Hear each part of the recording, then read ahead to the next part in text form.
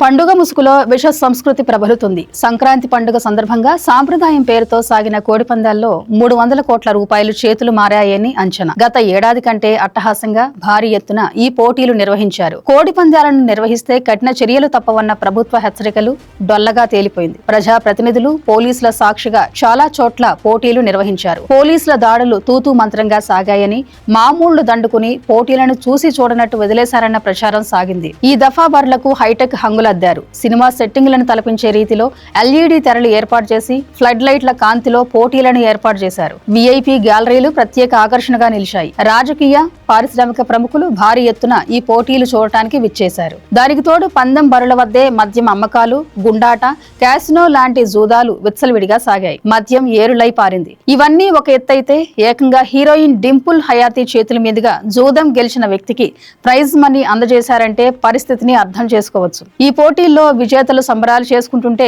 డబ్బులు కోల్పోయిన వారు లబోదిబోమన్నారు. కొన్ని చోట్ల ఘర్షణలు కూడా తలెత్తాయి. జంతు హింస నిరోధక చట్టం కింద కోడి పందాలు నిషేధించారు. చట్టపరంగా నిషేధం ఉన్నా రాజకీయ, సామాజిక మద్దతు ఉండటంతో ఈ పోటీలు సంప్రదాయం అన్న పేరుతో ఏటా నిరాటంకంగా సాగుతూనే ఉన్నాయి. గోదావరి జిల్లాలు ఈ పోటీకి పెట్టింది పేరుగా ఉన్నాయి. పశ్చిమ గోదావరి జిల్లా తాడేపల్లి నిర్వహించిన పోటీల్లో రాజమండ్రికి చెందిన వ్యక్తి 1,53,00,000 కైవసం చేసుకున్నారు. గన్నవరం మండలం కేసరపల్లిలో జరిగిన పోటీలో హైదరాబాద్ కు చెందిన అమర్ అనే వ్యక్తి ₹1,00,00,000 గెలుచుకున్నాడు. కోనసీమ జిల్లాలో కోడి పందాల్లో లక్షల రూపాయలు కార్లు, బుల్లెట్ వాహనాలను విజేతలకు పంచారు. ఇక డిప్యూటీ సీఎం పవన్ కళ్యాణ్ ప్రాతినిధ్యం వహిస్తున్న పిఠాపురం నియోజకవర్గంలో కోడి పందాలు ప్రతిష్టాత్మకంగా నిర్వహించారు. కోడిని కొట్టు, మహేంద్ర కారు పట్టు అంటూ ప్రత్యేక ఫ్లెక్సీలు ఏర్పాటు చేశారు. దాంతో పాటు అనేక షిఫ్ట్ కార్లు, బుల్లెట్ వాహనాలు బహుమతిగా ఇచ్చారు. లక్షలాది రూపాయలు బహుమతిగా ఇస్తున్నట్టు ప్రచారం చేశారు. జనసేనకు చెందిన పిల్ల శివశంకర్ ఆధ్వర్యంలో ఈ పోటీలు నిర్వహించినట్టు స్థానికంగా ప్రచారం చేశారు. కాకినాడ రూరల్, తుని,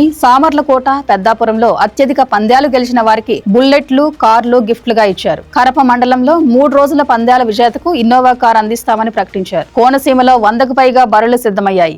పోలవరం మండలం మురముళ్లలోని సువిశాలమైన ప్రాంతంలో ఫ్లడ్ లైట్ల వెలుగులో పోటీలు ఏర్పాటు చేశారు. జిల్లాలోనే అతిపెద్ద విఐపి బరిగా దీనిని పిలుస్తారు. ఇక్కడికి వచ్చే అతిథులు పందెం రాయిళ్లకు సకల సౌకర్యాలు కల్పించారు. తూర్పు గోదావరి, కాకినాడ జిల్లాల్లోనూ 100 బరుల్లో పందాలు సాగాయి. ఒక్కో బరిలో 15 లక్షల నుంచి 1,50,00,000 వరకు లావాదేవీలు జరుగుతాయని అంచనా వేసుకుని రంగంలోకి దిగారు. అమలాపురం, రాజోలుతో పాటు మెట్ట ప్రాంతమైన జగ్గంపేట తదితర చోట్ల బరులకు బోనీ చేశారు. సంక్రాంతి సంబరాలలో భోగితో పాటే కోడి పందాలు మొదలయ్యాయి. గోదావరి జిల్లాలతో పాటు కృష్ణా, గుంటూరు జిల్లాల్లో పందెం కోళ్లు కాళ్లు దువ్వాయి. పెద్ద ఎత్తున బరులు ఏర్పాట్లు చేశారు. ఇందుకోసం కోట్లాది రూపాయలు వెచ్చించారు. కోడి పందాలతో పాటు గుండాటలు, పేకాటలు, కొన్ని చోట్ల రికార్డింగ్ డాన్సులు హద్దులు మీరి సాగాయి. తెలుగు రాష్ట్రాల నుంచి పలువురు రాజకీయ, సినీ, పారిశ్రామిక ప్రముఖులు ఈ పోటీలను చూడడానికి రావటమే కాదు, డాన్సర్లతో కలిసి స్టేజ్ ఎక్కి మరీ డాన్స్ చేశారు. తెలంగాణతో పాటు ఇతర ప్రాంతాల నుంచి వచ్చిన ప్రముఖులు ఎక్కువ మంది విజయవాడలో బస చేసి ఉమ్మడి కృష్ణా, గోదావరి జిల్లాల్లో సాగే పోటీలను చూడడానికి వెళ్లారు. ఇలా వచ్చిన వివిఐపీల కోసం ప్రత్యేకంగా క్యారవాన్స్ ఏర్పాటు చేశారు. విజయవాడలో మొత్తం హోటళ్లు, లాడ్జీలు నిండిపోయాయి. ఏకంగా 5,000 గదులు బుక్ చేసుకున్నారు. ఉమ్మడి కృష్ణా జిల్లాలో గన్నవరం నియోజకవర్గంలో కేసరపల్లి, గుడివాడ, నందిగామ, జగ్గయ్యపేట నియోజకవర్గాల్లో బరులు ఏర్పాటు చేశారు. నందిగామ నియోజకవర్గంలో కొత్తగా క్యాసినోను పరిచయం చేశారు. కొందరు ఇక్కడ నుంచి గుడివాడ, గన్నవరం, పెనమలూరు నియోజకవర్గాల్లో జరిగే కోడి పందాలను చూడటానికి వెళితే, కొంతమంది ఏలూరు జిల్లా మీర్జాపురంలో ఏర్పాటు చేసిన హైటెక్ కోడి పందాల శిబిరానికి, మరికొందరు భీమవరానికి వెళ్లారు. గన్నవరం, నూజివీడుల సరిహద్దున బెళ్లనపల్లి, మీర్జాపురం వద్ద ఏర్పాటు చేసిన పందాలకు కొందరు విఐపీలు హాజరయ్యారు. వారు విశ్రాంతి తీసుకోవడానికి నిర్వాహకులు 10 క్యారవాన్లు ఏర్పాటు చేశారు. కోట్లలో పందాలు కాస్తూ ఉండడంతో ఆ స్థాయిలో అతిథులకు ఏర్పాట్లు చేస్తున్నారు. ఎక్కువ పందాలు కొట్టేవారికి థార్, బ్రెజా కార్లను కూడా ఇచ్చారు. నూజివీడు రూరల్ మండలం మీర్జాపురంలో 10 ఎకరాల బరి సిద్ధమైంది. ప్రజా ప్రతినిధులు, ముఖ్యమైన నేతలు పోటీలకు హాజరయ్యారు. ఇక్కడ 3,000 మందికి పైగా కూర్చునేలా ఏర్పాటు చేశారు. కైకలూరు రూరల్ మండలంలోని భుజబలపట్నంలో రోజుకు 2 కోట్లకు పైగా డబ్బులు చేతులు మారాయని చెబుతున్నారు. ఇక్కడ కైకలూరు, నర్సాపురం హైవే పక్కన భారీ సెట్టింగులతో 2 ఎకరాల్లో బరి ఏర్పాటు చేశారు. ముఖ్యంగా ఆకివీడు, దుంపగడప, ఉండి, కైకలూరు, ఏలూరు, ఏలూరుపాడు, భీమవరం, కలిదిండి నుంచి పెద్ద ఎత్తున తిలకించడానికి వస్తారు. జంగారెడ్డిగూడెం మండలం శ్రీనివాసపురంలో 5 ఎకరాల్లోపు స్థలాన్ని బరులకు సిద్ధం చేశారు. పోలవరం ముంపు మండలమైన కుక్కునూరు, వేలేరుపాడు మండలాల్లో భారీగా బరులు సిద్ధం చేశారు. చింతలపూడిలో తెలంగాణ సరిహద్దు సమీపంలోని చింతపల్లి, రాఘవాపురంలో మామిడి, పామాయిల్ తోటల్లోనే పోటీలు ఏర్పాటు చేశారు. ఉంగుటూరు మండలం నారాయణపురంలో ఇళ్ల స్థలాల మధ్య భారీ బరి ఏర్పాటు చేశారు. ముదినేపల్లిలో, పెదపాలపర్రు, బొమ్మినంపాడులో వరుసగా 5 పందాల్లో గెలిచిన చేసిన పుంజు యజమానికి కారు బహుమతిగా ఇచ్చారు. బాపట్ల జిల్లాలో అధికార పార్టీ ప్రధాన నేత ఆధ్వర్యంలో 10 బరులు ఏర్పాటు చేసినట్టు ప్రచారమైంది. చెరుకుపల్లి మండలం తూర్పుపాలెంలో 10,000, 20,000, 50,000, 1,00,000 విభాగాల్లో ప్రత్యేక బరులు ఏర్పాటు చేశారు. మహిళలు సైతం భారీగా తరలివచ్చారు. బరుల వద్దే ఫుడ్ స్టాల్స్ ఏర్పాటు చేశారు. పోటీల సమీపంలోనే పేకాట, కోతముక్క, గుండాట, నంబర్ల ఆటలు నిర్వహించారు. పండుగ అంటే అల్లుళ్లకి రకరకాల పిండి వంటలను వడ్డించాలి. బంధుమిత్రుల మధ్య వినోదాలు, విందులు సాగాలి. కోడి పందాలు, గుండాట,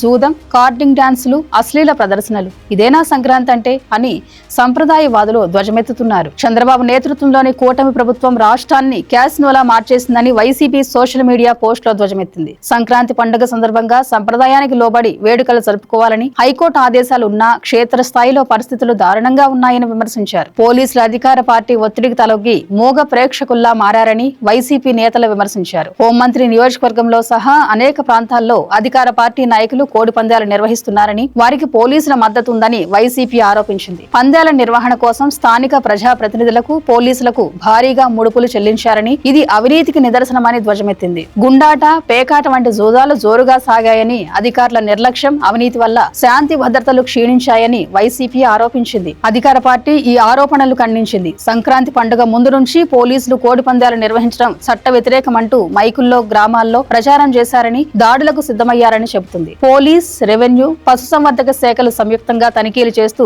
బరులను ధ్వంసం చేశాయని పేర్కొన్నారు. అంతేకాదు ముఖ్యమంత్రి చంద్రబాబు కూడా పండుగ జరుపుకోండి, కోడి పందాలకు దూరంగా ఉండండి అని బహిరంగంగా ప్రకటించారని చెబుతుంది. సంక్రాంతి సందర్భంగా తూర్పు గోదావరి జిల్లాలో కోడి పందాలు, పేకాట, గుండాట, అశ్లీల నృత్యాలపై ఉక్కుపాదం మోపామని ఎస్పీ రవీంద్రనాథ్ బాబు తెలిపారు. జిల్లా వ్యాప్తంగా ఉన్న అన్ని సబ్ డివిజన్ డిఎస్పీల పర్యవేక్షణలో క్షేత్రస్థాయిలో స్థానిక పోలీస్ అధికారులు దాడులు చేసి 511 మందిని అరెస్టు చేసినట్టు పోలీసులు తెలిపారు. ముఖ్యంగా కోడి పందాలపై ప్రత్యేక నిఘా పెట్టి కోడి కత్తులు, పందెం కోళ్లను స్వాధీనం చేసుకున్నట్టు తెలిపారు. అదేవిధంగా మహిళలతో రికార్డింగ్ డాన్సులు చేయిస్తున్నారన్న సమాచారంతో నిర్వాహకులు అడ్డుకుని స్టేజీలను ధ్వంసం చేసినట్టు చెప్పారు. మిగతా జిల్లాల పోలీస్ అధికారులు కూడా లెక్కలు చెబుతున్నారు. కానీ యథేచ్ఛగా సాగిన కోడి పందాలు, చేతులు మారిన కోట్లాది రూపాయలు చూసినప్పుడు ఇదంతా మొక్కుబడిగా సాగిన తంతని మనకు అర్థమవుతుంది. Thank you for watching. Please subscribe to Khyati connects.